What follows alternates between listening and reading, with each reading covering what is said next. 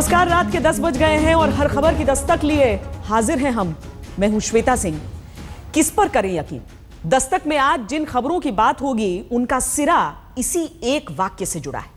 बीते 60 घंटों से जिस एक खबर की सबसे ज्यादा बात हो रही है वो है शीना बोरा की हत्या की, और उस कहानी का पन्ना जैसे जैसे खुल रहा है वैसे वैसे यकीन का भरोसा टूट रहा है।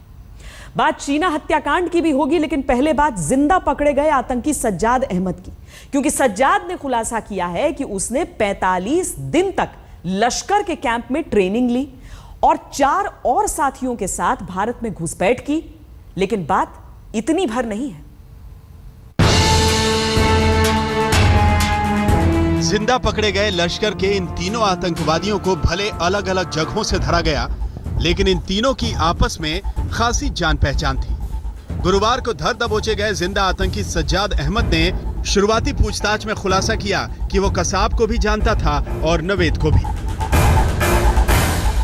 पाकिस्तान के पंजाब प्रांत के शकरगढ़ इलाके में रहने वाले सज्जाद को लश्कर कमांडर कासिम के पास पहुंचना था और वो ही इसे इसका मिशन बताने वाला था। जम्मू कश्मीर पुलिस सज्जाद को 6 दिन की रिमांड में ले चुकी है और इन 6 दिनों में पुलिस हर वो राज उगलवाने की कोशिश करेगी जिसे जानना ही पुलिस की कामयाबी होगी।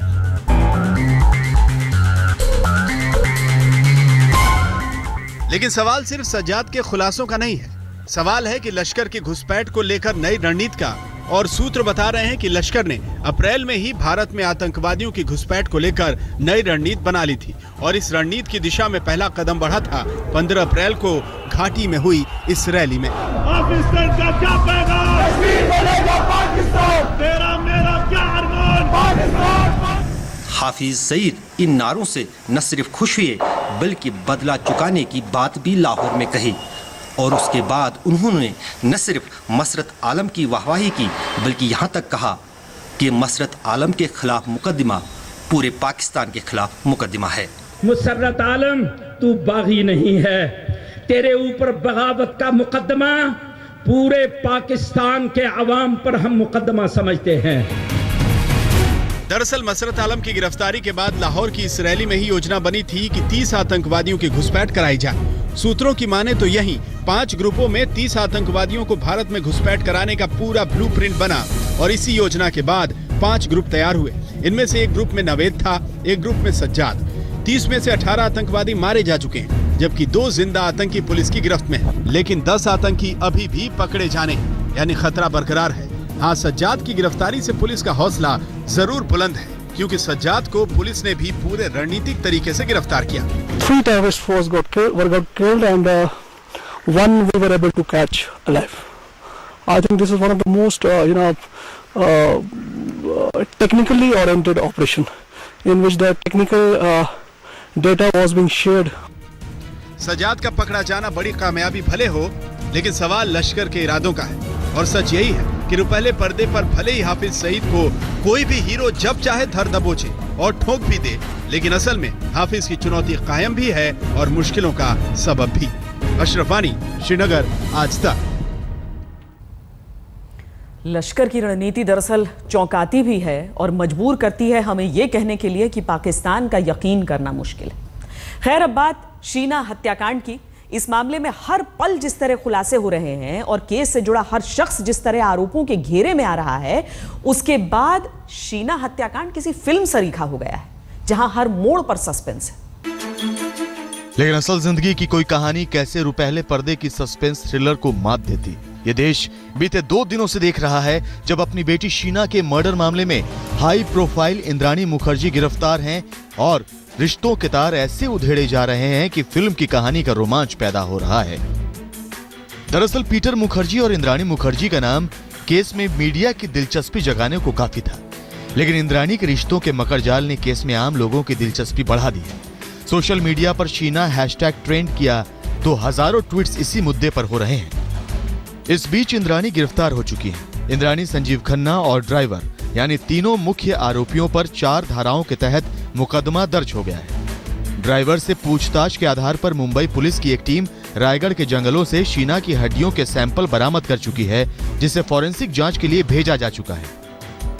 इस बीच आज मिखाइल मुंबई पहुंचा तो उसने मां इंद्राणी पर कई गंभीर आरोप लगाए। 2011 की ईमेल का जिक्र किया जिसे शीना ने लिखा था। इस मेल में इंद्राणी और शीना के रिश्ते की पूरी कहानी है और इसकी जानकारी पीटर मुखर्जी को भी थी कि शीना बहन नहीं बेटी थी। यानी पीटर मुखर्जी भी कटघरे में खड़े कर दिए गए और शाम होते होते पीटर मुखर्जी का पुलिस ने लिखित बयान भी ले लिया। इंद्राणी मुखर्जी का केस ऐसा केस बन गया है जहां हर किरदार दोषी भी है और फिर उससे ही जुड़ी कोई कहानी उसे पीड़ित भी बताती है। मसलन आज एक खुलासा इंद्राणी को लेकर भी हुआ कि कैसे बचपन में खुद इंद्राणी को उसके सौतेले पिता ने यौन शोषण किया। Never got on with her stepfather, that her stepfather molested her, that at quite a young age she therefore walked out of home because her mother would not take her side. She went off to Calcutta, was very young, met this guy, this Khanna person who's now Sanjeev much Khanna. in the, that's right, met him, married him, had Vidhi, was very unhappy with him. यानी खुलासा दर खुलासा और उस खुलासे में लिपटा रोमांच। लेकिन सवाल रोमांच का नहीं, सच का है, क्योंकि अब पूरा देश अटकलों के नीचे छिपे सच को जानना चाहता है। गुवाहाटी से इंद्रजीत कुंडू के साथ, मुंबई से सुप्रतिम बैनर्जी के साथ आज तक ब्यूरो। ये जान लेना भी जरूरी है कि शीना हत्याकांड में पीटर मुखर्जी के बयान को पुलिस ने खारिज कर दिया है, यानी जो लिखित बयान उन्होंने दिया था, और अब उनसे दोबारा पूछताछ होगी, तमाम आरोपियों के साथ बैठाकर पूछताछ होगी। लेकिन जैसे इस केस पर यकीन करना मुश्किल है, वैसे ही मुश्किल है इस बात पर यकीन करना कि आखिर क्यों सरकार पूर्व सैनिकों से जुड़ी 1 रैंक 1 पेंशन की घोषणा नहीं कर पा रही है। 1965 युद्ध की 50वीं वर्षगांठ पर आज इस घोषणा के ऐलान की अटकलें थी, लेकिन आज भी मामला अटका रहा।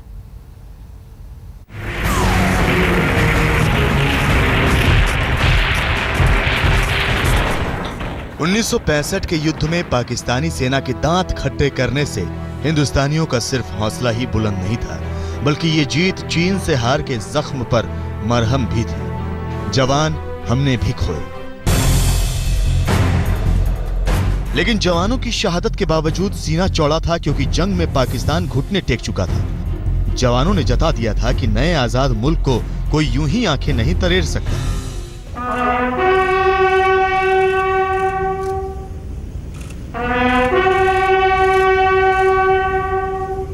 आज 1965 युद्ध के 50 साल पूरे हो गए। राष्ट्रपति से लेकर तमाम माननीयों ने अमर जवान ज्योति पर शहीदों को श्रद्धांजलि दी, उन्हें याद किया। लेकिन जिन जवानों ने युद्ध लड़ा, वो ही 1965 युद्ध की 50वीं सालगिरह के मौके पर आयोजित कार्यक्रमों से नदारद रहे, और वजह थी 1 रैंक 1 पेंशन के मुद्दे पर सरकार की ढिलाई। दरअसल गुरुवार रात सेना प्रमुख दलबीर सिंह के साथ पूर्व सैनिकों की बैठक विफल हो गई और सुबह रक्षा मंत्री ने वही बयान दिया जिसे प्रधानमंत्री 13 दिन पहले लाल किले की प्राचीर से दे चुके थे। अभी प्रधानमंत्री जब उसमें खुद उनका ऑफिस खुद ध्यान दे रहा है, तो मुझे लगता है कि यही दिन, इतना दिन दे दो, ये करो, इससे काम नहीं होगा। वो सॉल्व करने की कोशिश पूरी जाए। सूत्रों के मुताबिक बातचीत में 3 मुद्दों पर पेंच फंसा हुआ है। ये 3 मुद्दे हैं: OROP साल 2011 से लागू हो या बाद की तारीख से, सालाना 3% वेतन बढ़ाया जाए या नहीं, 1 अप्रैल 2014 से भुगतान हो या फिर 1 अप्रैल 2015 से। लेकिन पेंच कितने भी हों, उनका हल निकलना चाहिए। और सवाल यही है कि जिस मुद्दे को पीएम ने सत्ता संभालने के 100 दिन में सुलटाने का दावा किया था, वो 15 महीने बाद भी न केवल उलझा है, बल्कि इस कदर उलझा है कि पूर्व सैनिक भूख हड़ताल पर बैठे हैं और लगातार उनकी हालत बिगड़ रही है। आज शाम पूर्व सैनिक गृह मंत्री से भी मिले, लेकिन राजनाथ सिवाय ये कहने के कि वो प्रधानमंत्री से इस मुद्दे पर बात करेंगे, कुछ कह नहीं सके। और पूर्व सैनिकों के लिए ये मुद्दा कितना अहम है, इसका अंदाजा इस बात से लगाया जा सकता है कि आज पूर्व सैनिकों के आंदोलन को समर्थन देने सिख रेजिमेंट के 96 साल के रिटायर्ड लेफ्टिनेंट कर्नल केसी मनचंदा भी पहुंचे, जिन्होंने सेकेंड वर्ल्ड वॉर में हिस्सा लिया था। निश्चय कर अपनी जीत करूं, we will win, right. My young boys are here starving on hunger strike, and I sit at the house. They died for me, they fought for me, for my izzat. Look at that. जुगल रजनीकांत पुरोहित के साथ आज तक bureau. राजनेताओं की बात का यकीन करना मुश्किल है, और ये मुश्किल तब और बढ़ जाती है जब राजनेता लाखों करोड़ों की घोषणाएं एक झटके में कर डालते हैं। प्रधानमंत्री नरेंद्र मोदी ने बिहार में चुनाव से पहले 1.25 लाख करोड़ के पैकेज का ऐलान किया, तो जवाब में नीतीश कुमार ने भी अपने वादों की पोटली खोल दी। जनता उलझन में है, किस पर यकीन करें। दिल्ली सरकार 1.25 लाख करोड़ रुपए का प्रधानमंत्री नरेंद्र मोदी ने बिहार में चुनाव से पहले 1.25 लाख करोड़ के पैकेज का ऐलान किया, तो नीतीश कुमार ने उसे खारिज करने में देर नहीं की। उसमें से 1,08,000 करोड़ रुपए तो पहले के ही है। और आज तो नीतीश अपना विशेष पैकेज लेकर मैदान में उतर आए। स्टूडेंट क्रेडिट कार्ड की योजना हम शुरू करेंगे। स्टूडेंट क्रेडिट कार्ड 4 लाख रुपए की सीमा उसमें होगी। लेकिन नीतीश ने वादों की जो पोटली खोली उसे नाम दिया अपने नजरिए का। नीतीश ने कहा कि वो चाहते हैं कि 12वीं पास सभी छात्रों के लिए 4 लाख का एक स्टूडेंट क्रेडिट कार्ड हो। 20 से 25 साल के युवाओं को 2 साल तक हर महीने 1000 रुपए बेरोजगारी भत्ता, सभी स्कूलों में फ्री वाईफाई, राज्य के सभी सरकारी नौकरियों में 25% आरक्षण महिलाओं को, युवाओं से जुड़े कार्यक्रमों पर 5 साल में 49,800 करोड़ रुपए खर्च। अगले 5 साल में हर घर में बिजली, हर एक घर तक पाइप जलापूर्ति हम लोग कर सकते हैं। प्रत्येक घर में सरकार अपने खर्चे से बिजली का कनेक्शन दे देगी। नीतीश की पंचवर्षीय योजना वादों से लबालब है, लेकिन सवाल नीतीश के करीब 2.25 लाख करोड़ के वादों का नहीं, बिहार की जनता से हो रहे वादों के कारोबार का है। क्योंकि पीएम ने 1.25 लाख करोड़ के पैकेज के आसरे बीजेपी की जमीन को मजबूत करने की कोशिश की, तो नीतीश ने विशेष पैकेज का सामना अपनी उपलब्धियों के रिपोर्ट कार्ड से नहीं बल्कि वादों की पोटली खोलकर किया। यानी बिहार के विकास को लेकर क्या किया ये बताने से ज्यादा नीतीश ये बताने में जुटे हैं कि वो क्या करना चाहते हैं। और यही वजह है कि नीतीश ने अपना नजरिया पेश किया तो बीजेपी ने भी उन्हें कटघरे में खड़ा करने में देर नहीं की। बिहार में एक भी बड़ा उद्योग क्यों नहीं आया? बिहार में एक भी बड़ा पूंजी निवेश क्यों नहीं हुआ? बिहार में एक भी अच्छी प्राइवेट यूनिवर्सिटी क्यों नहीं आई? तो क्या बिहार चुनाव में वादों की सौगात के आसरे जंग लड़ी जाएगी? यही सवाल जनता का है, जिसे राजनेताओं के वादों पर एतबार करना भी है और एतबार न करने की वजह भी है। मशहूर शायर फिराक गोरखपुरी की आज जयंती है, तो वादों की रोज खुलती पोटली के बीच जनता के कश्मकश पर उनका ही एक शेर बहुत मौजूद है। तेरे आने की क्या उम्मीद, मगर कैसे कह दूं कि इंतजार नहीं। कुमार अभिषेक, पटना, आज तक। इंतजार दिल्ली की जनता को भी था। दिल्ली की जनता इस बात का इंतजार कर रही थी कि जिन शीला दीक्षित के खिलाफ एक के बाद एक सबूतों के पुलिंदे की बात करते थे अरविंद केजरीवाल, उनके खिलाफ आखिर कोई केस हुआ क्यों नहीं। अब दिल्ली की पूर्व मुख्यमंत्री शीला दीक्षित पर एफआईआर का खतरा मंडराने ही लगा है, वो भी 400 करोड़ के घोटाले के एक मामले में। पूर्व मुख्यमंत्री शीला दीक्षित पर टैंकर घोटाले में एफआईआर का खतरा मंडरा रहा है। शीला सरकार के दौरान जल बोर्ड में 400 करोड़ के घोटाले को लेकर जांच की गई थी। कुछ दिनों पहले केजरीवाल सरकार ने जांच कमेटी का गठन किया था। कमेटी ने अपनी रिपोर्ट में जल बोर्ड के टैंकर किराए पर लेने के मामले में धांधली की बात कही है। कमेटी ने जल बोर्ड के अध्यक्ष को रिपोर्ट सौंपी। जल बोर्ड अध्यक्ष कपिल मिश्रा ने मुख्यमंत्री केजरीवाल को चिट्ठी भेजकर कहा है कि शीला सरकार के दौरान हुए 400 करोड़ के घोटाले में एफआईआर दर्ज की जाए। जल बोर्ड घोटाले का यह पूरा मामला साल 2013 का है। दिल्ली की तत्कालीन शीला सरकार ने 450 स्टील टैंकर 10 साल के लिए 2 कंपनियों से किराए पर लिए। आरोप है कि ठेकेदारों को मनमाने पैसे दिए गए, टेंडर को मनचाहे किराए के साथ पास किया गया। दिल्ली जल बोर्ड से जुड़े नेताओं और अधिकारियों ने 4 बार टेंडर निरस्त किए, 5वीं बार जाकर मनचाही शर्तें जोड़कर टेंडर पास कराया। अब एफआईआर दर्ज होने की नौबत आने के बावजूद कांग्रेस नेता दावा कर रहे हैं कि ये पूरा मामला सिर्फ पब्लिसिटी स्टंट है। शीला सरकार पर आम आदमी पार्टी पहले भी घोटालों को लेकर हमले करती रही है, मगर सवाल ये है कि शीला दीक्षित के खिलाफ केजरीवाल सरकार के पास रिपोर्ट है। क्या वो रिपोर्ट एफआईआर में तब्दील हो सकेगी? विवेक शुक्ला, दिल्ली, आज तक। अब एक ऐसी खबर जिस पर यकीन करना तो मुश्किल है, इच्छा यह भी होती है कि खबर झूठ साबित हो जाए।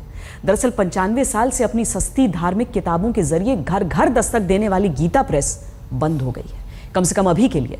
और वजह यह कि गीता प्रेस अपने सिद्धांतों से समझौता करने को तैयार नहीं है। बाजार में टिके रहने के लिए ऐसा करना जरूरी है। ये गोरखपुर की धरती ऐसी है जहां हमारी महान सांस्कृतिक विरासत, हमारे ज्ञानियों की सांस्कृतिक रचनाएं, इन सबको अक्षरदेह देने का काम गीता प्रेस गोरखपुर के द्वारा एक बहुत बड़ी सेवा हुई है। पीएम बनने से पहले गोरखपुर की रैली में नरेंद्र मोदी ने गीता प्रेस को याद तो शिद्दत से किया, लेकिन महंगाई के दौर में भी बेहद मामूली कीमत में धार्मिक किताबें मुहैया कराने वाली गीता प्रेस में तालाबंदी हुई तो ना वो कुछ कर पाए न कोई और।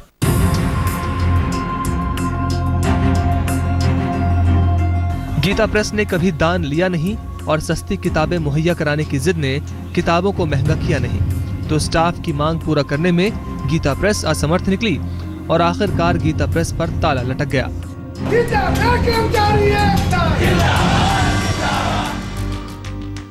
गोरखपुर की एक पहचान बन गई है गीता प्रेस, लेकिन गीता प्रेस सिर्फ एक प्रेस नहीं, ये एक मौन क्रांति है। गीता प्रेस ने बेहद मामूली कीमतों में हिंदू धर्म की किताबें उपलब्ध कराकर धर्म को और लोकतांत्रिक बनाया, जिसमें हर शख्स धर्म को समझ सके और विश्लेषित कर सके। कई देवी देवताओं की छवि गीता प्रेस की किताबों के जरिए गढ़ी गई और सबसे बड़ी बात ये कि गीता प्रेस ने कभी बाजार के लिए किताबें नहीं छापी। गीता प्रेस का जो उद्देश्य है, पहला तो ये है कि इसका उद्देश्य प्रॉफिट नहीं है, मतलब पैसा कमाना नहीं है। तो प्रॉफिट अगर नहीं रखा जाता है तो एक बहुत बड़ी धनराशि लागत मूल्य पर प्रॉफिट से अपने आप कम हो जाती है। गीता प्रेस से करीब 2000 किताबों की 61 करोड़ प्रतियां छप चुकी हैं। 1920 से चल रही प्रेस ने कभी मुनाफा बनाने के लिए काम नहीं किया और सरकार ने ऐसा कुछ किया नहीं कि गीता प्रेस को मदद मिले। तो सवाल यही है कि क्या गीता प्रेस अब हमेशा के लिए बंद हो जाएगी? क्या एक मौन क्रांति हमेशा के लिए खत्म हो जाएगी? या फिर इस संस्थान को चलाने वाले ट्रस्टी कोई नया रास्ता अख्तियार करेंगे या कोई नया मसीहा इसे चलाने की जहमत उठाएगा? यानी सवाल #गीता प्रेस के ट्रेंड करने का नहीं, सवाल इसे बचाने का है। गजेंद्र त्रिपाठी, गोरखपुर, आज तक। दरअसल एक किस्सा ये भी सामने आया कि एक नौजवान 1 करोड़ का चेक लेकर पहुंचा गीता प्रेस में, लेकिन उससे ये लिया नहीं गया क्योंकि वहां पर कभी किसी भी तरह से किसी भी रूप में डोनेशन लेने की परंपरा नहीं रही है। सवाल यही उठता है कि क्या बाजारवाद के इस दौर में हमारी संस्कृति, हमारे सिद्धांतों का यही हश्र होगा?